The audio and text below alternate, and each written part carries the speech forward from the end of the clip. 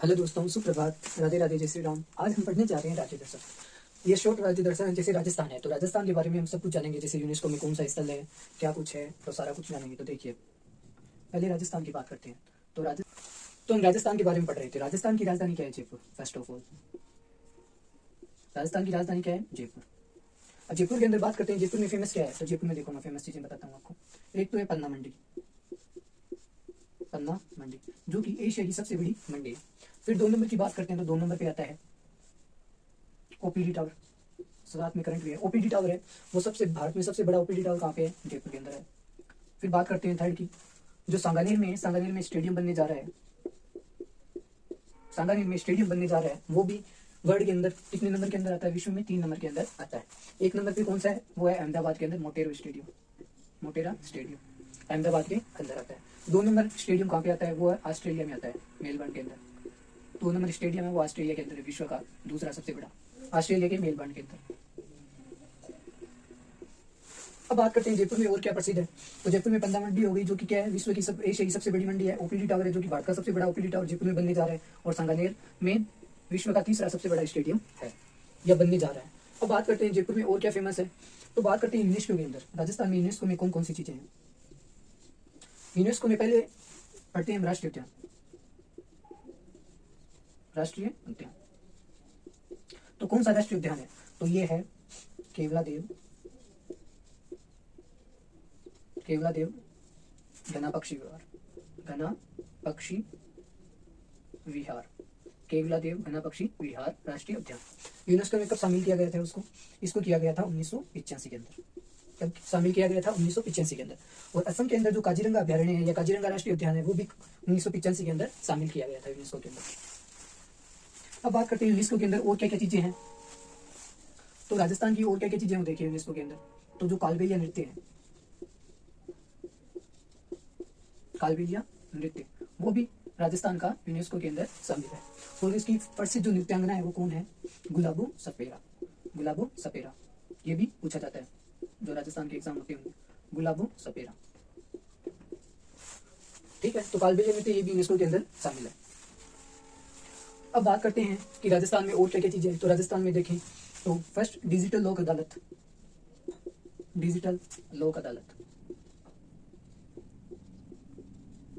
भारत की first digital लोक अदालत कहाँ पे है? तो वो है जयपुर के अंदर। कहाँ पे है? जयपुर के अंदर। ये बात भी आपको पता होनी चाहिए। अब राजस्थान की थोड़ी बहुत और बातें करते हैं। जैसे राजस्थान में सर्वप्रथम राजपूताना।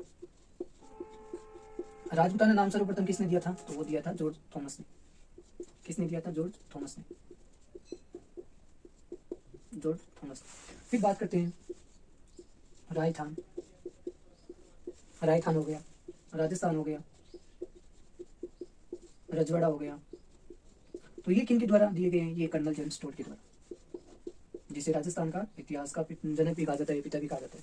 कर्नल जेम्स टोड द्वारा, कर्नल जेम्स टोड द्वारा, ठीक है। तो ये भी पूछा जाता है कि राजपूताना शब्द का सर्वप्रथम किसने बोला था या किसने उपयोग किया था? तो जॉर्ज थॉमस हो गया। और राजस्थान, रजवाड़ा, राजस्थान, तो ये नाम किसने दिए थे? कर्नल जेम्स टोड ने दिए थे सर्वप्रथम। अब बात करते हैं राजस्थान की और एक दो चीजों की जो कि पूछे जाते हैं एग्जाम के अंदर। जैसे राजस्थान को मरुकांतर किस में कहा गया है? मरुकांतर। मरुकांतर, ये मरुकांतर शब्द कहाँ से लिया गया है या कहाँ किसमें है? तो ये है वाल्मीकि द्वारा, जो वाल्मीकि की रामायण है उससे लिया गया है। तो वाल्मीकि में जो रामायण है वाल्मीकि जी द्वारा लिखी गई, उसमें मरुकांतर किसको कहा गया है? राजस्थान को मरुकांतर कहा गया है। अब बात करते हैं नृत्य की। तो शास्त्रीय नृत्य, राजस्थान का शास्त्रीय नृत्य क्या है? ये भी पूछा जाता है कभी कभी। तो शास्त्रीय नृत्य क्या है? कथक है। क्या है? कथक। कथक।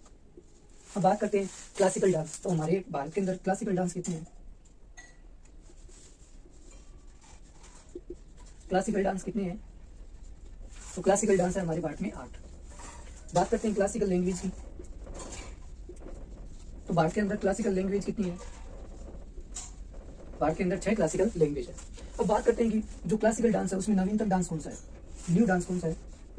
शास्त्रीय डांस, तो वो है असम का। असम का जो सत्रिया डांस है वो क्या है? नवीनतम 8वां क्लासिकल डांस है। तो बात करते हैं क्लासिकल लैंग्वेज की। तो क्लासिकल लैंग्वेज कौन सी है? न्यू। तो क्लासिकल लैंग्वेज है उड़िया। उड़िया क्लासिकल लैंग्वेज है, जो कि छठी लैंग्वेज। ठीक है, तो ये तो हो गई क्लासिकल लैंग्वेज की बात। शास्त्रीय नृत्य राजस्थान का कौन सा है? कथक है।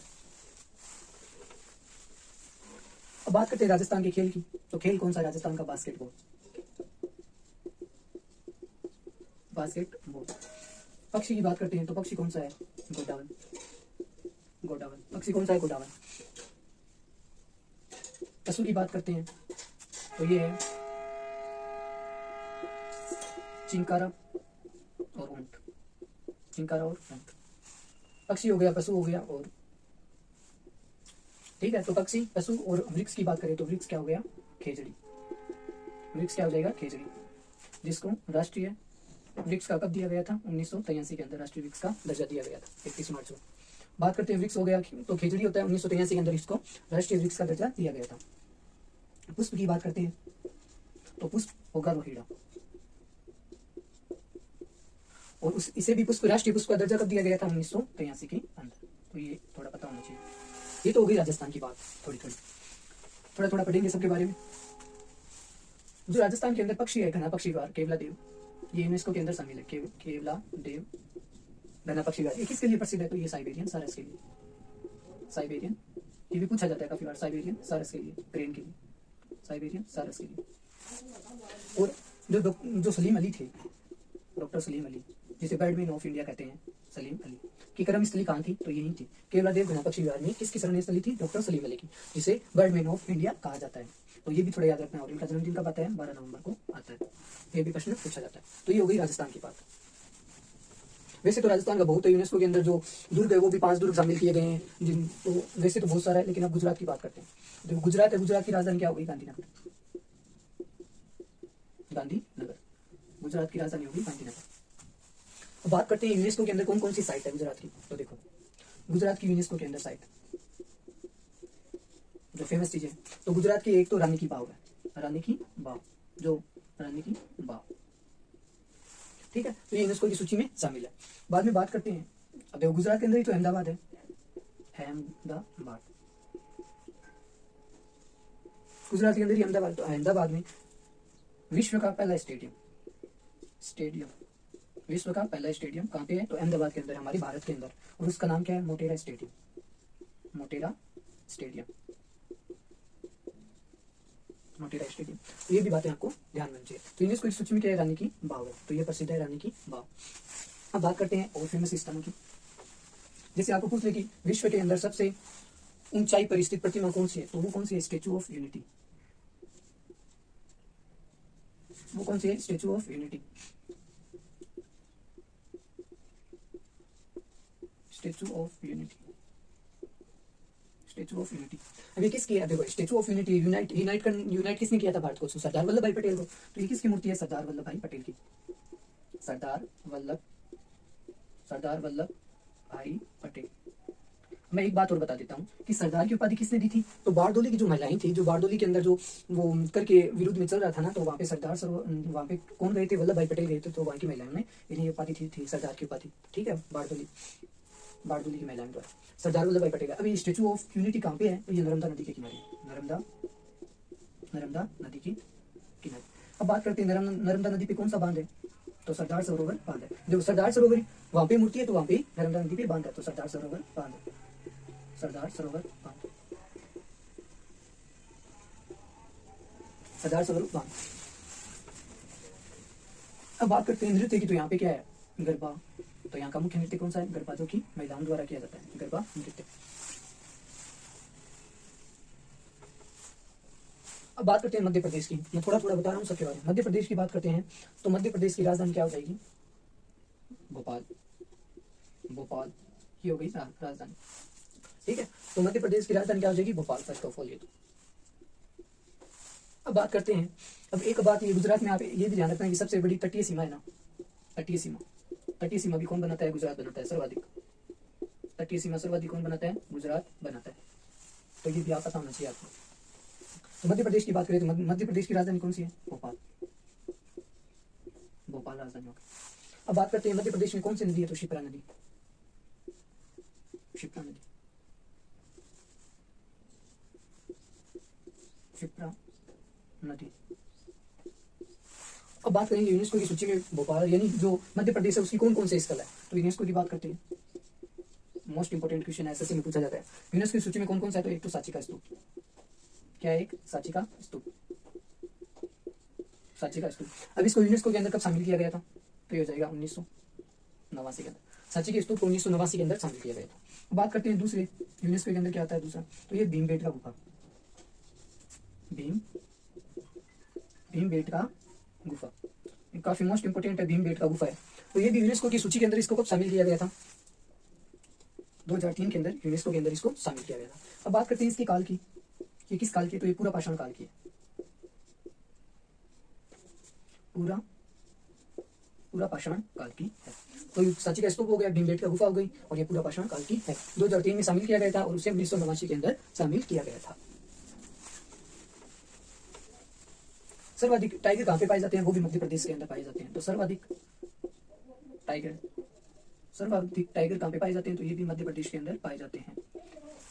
जैसे बांधव नेशनल पार्क है, तो उसके अंदर ही नामीबिया है या नामीबिया है, उससे चीते लाए गए थे यहाँ पे। तो ये भी आप पता होना चाहिए आपको। मध्य प्रदेश की बात हो गई, फिर बात करते हैं गोवा की बात करते हैं। तो गोवा की राजधानी क्या हो जाएगी, पणजी। गोवा की राजधानी क्या है, पणजी। ठीक है। अब गोवा में सर फर्स्ट ऑफ ऑल यानी सबसे पहले कौन आए थे, पोर्चुगाली आए थे। कौन आए थे, सर्वप्रथम पोर्चुगालीज आए थे, और बाद में भी कौन गए, पोर्चुगलीज यानी पुर्तगाली गए थे बाद में भी। और कब गए थे गोवा से, तो ये गए थे,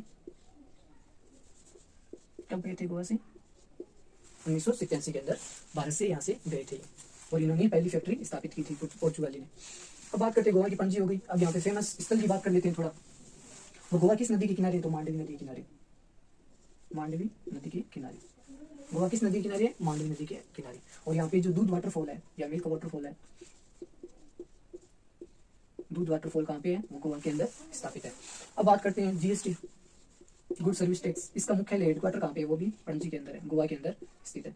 कहाँ पे है, गोवा के अंदर स्थित है जीएसटी का। तो ये सब कुछ हो गया। अब थोड़ा वो गोवा के बारे में जानते हैं, गोवा के अंदर कुछ क्या है। तो सबसे कम तटीय सीमा है, सबसे कम तटीय सीमा वाला कौन सा राज्य है, तो ये है गोवा। कौन सा है, गोवा। अब बात करते हैं जो 16 पैरेलल लाइन है, अक्षांश है, वो भी कहाँ से, गोवा के बीचों बीच से गुजरती है। जो 16 अक्षांश है, 16 डिग्री अक्षांश है, वो किस राज्य के बीचों बीच से होकर गुजरती है, तो वो भी गोवा है। ठीक है। अब देखो बात करते हैं असम की। असम की बात करते हैं तो असम का पुराना नाम क्या है, पहले तो ये बताओ आप। असम का पुराना नाम क्या है, तो ये कामरूप। क्या था इसका नाम, कामरूप। असम का पुराना नाम क्या है, कामरूप। अब बात करते हैं असम की राजधानी। असम की राजधानी क्या है, असम की राजधानी होगी दिसपुर। अब बात करते हैं कि असम के अंदर कौन सी नदी बहती है, तो ब्रह्मपुत्र। कौन सी नदी बहती है, ब्रह्मपुत्र। और कौन सा द्वीप बनाती है असम के अंदर, माजुली द्वीप। कौन सा द्वीप, जो एकमात्र नदी द्वीप है वो है माजुली द्वीप। तो ये भी काफी बार पूछा जाता है, माजुली द्वीप कहाँ स्थित है, तो असम के अंदर स्थित है। अब बात करते हैं यूनेस्को के अंदर कौन कौन सी चीजें इसकी शामिल की गई है इसके अंदर, इस राज्य में। जैसे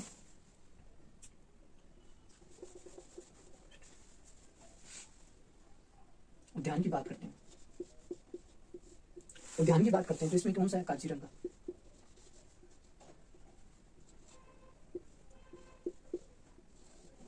क्या नाम है, काजीरंगा राष्ट्रीय उद्यान। काजीरंगा राष्ट्रीय उद्यान भी किसके लिए प्रसिद्ध है, तो एक सिंह गेंडे के लिए, या एक सिंह वाले गेंडे के लिए, एक सिंह वाले गेंडे के लिए। ठीक है। काजीरंगा राष्ट्रीय उद्यान, और ये यूनेस्को की सूची में कब शामिल किया गया था इसको, 1885 के अंदर। कब किया गया था, 1885 के अंदर इसको शामिल किया गया था काजीरंगा राष्ट्रीय उद्यान को, और जो कि किसके लिए प्रसिद्ध है, एक सिंह वाले गेंडे के लिए प्रसिद्ध है। अब बात करते हैं असम की। असम की राजधानी हो गई दिसपुर। असम की भाषा की बात करते हैं तो असम की भाषा क्या है, असमिया। क्या है, असमिया। असम की भाषा क्या है, असमिया। और जो नदी है वो ब्रह्मपुत्र नदी हो गई। तो मैं आज इतनी करवा दी आपको राज्य दर्शन छोटे छोटे शॉर्ट के अंदर। तो इतने हो गए हमारे 5 राज्यों के मैंने आपको कंप्लीट करवाए। तो आगे भी मैं पूरे जो कितने स्टेट है अभी 28 राज्य प्लस जो 8 यूटी है उनके बारे में भी आपको थोड़ा थोड़ा करके बताऊंगा। धन्यवाद।